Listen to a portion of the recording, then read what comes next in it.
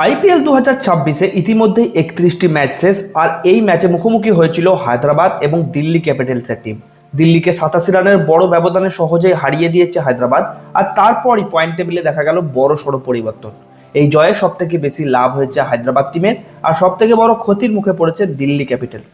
আজকের এই ভিডিওতে আমরা আইপিএল 2026-এর নতুন পয়েন্ট টেবিলকে একদম ডিপলি অ্যানালাইজ করব এবং দেখব এই ম্যাচের পর কোন দল কোন স্থানে রয়েছে, কারা প্লে অফের দৌড়ে এগিয়ে, আর কোন দলকে প্লে অফে যেতে গেলে বাকি কতগুলো ম্যাচ জিততেই হবে।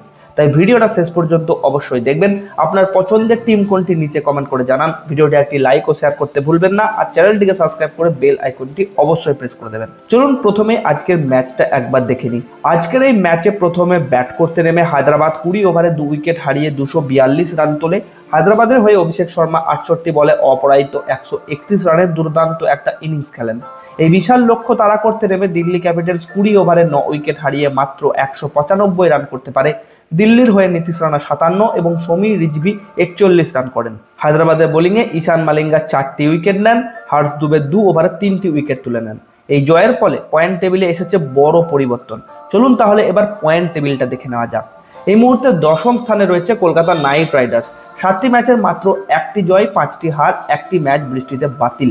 মোট point 3, net run rate -0.87।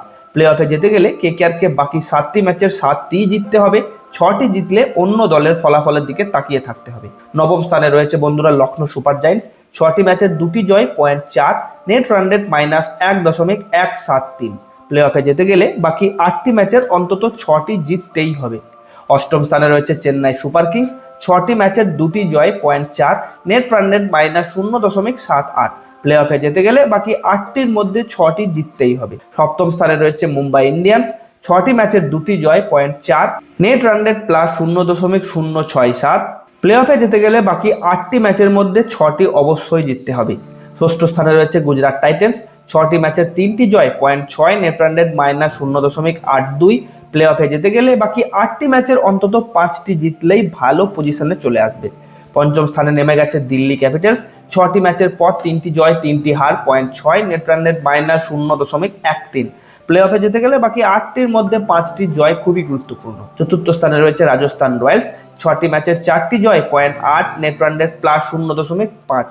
Play অফে যেতে গেলে বাকি 8টির মধ্যে 4টি জয় যথেষ্ট হতে পারে। তৃতীয় স্থানে উঠে এসেছে হায়দ্রাবাদের টিম। 7টি ম্যাচের পর 4টি জয়, point 8, net run rate +0.82। Play অফে যেতে গেলে বাকি 7টির মধ্যে আর 4টিতে জয় দরকার। দ্বিতীয় স্থানে রয়েছে রয়্যাল চ্যালেঞ্জার্স ব্যাঙ্গালোর। 6টি ম্যাচের 4টি জয়, point 8, net run rate +1.17। Play off নিশ্চিত করতে বাকি 8টির মধ্যে আর মাত্র 4টি জয় যথেষ্ট। শীর্ষে রয়েছে বন্ধুরা পাঞ্জাব কিংস। 6টি ম্যাচের 5টি জয়, point 11, net run rate +1.42। Play অফের দৌড়ে 8টির মধ্যে 3টি জয় নিশ্চিত করে দেবে তাদের জায়গা। তাহলে বন্ধুরা পাঞ্জাব কিংস প্রায় প্লে অফ নিশ্চিত, আর আরসিবি ও হায়দ্রাবাদও অনেকটাই এগিয়ে। সব থেকে বেশি চাপে রয়েছে কেকেআর, সিএসকে এবং মুম্বাই ইন্ডিয়ান্স।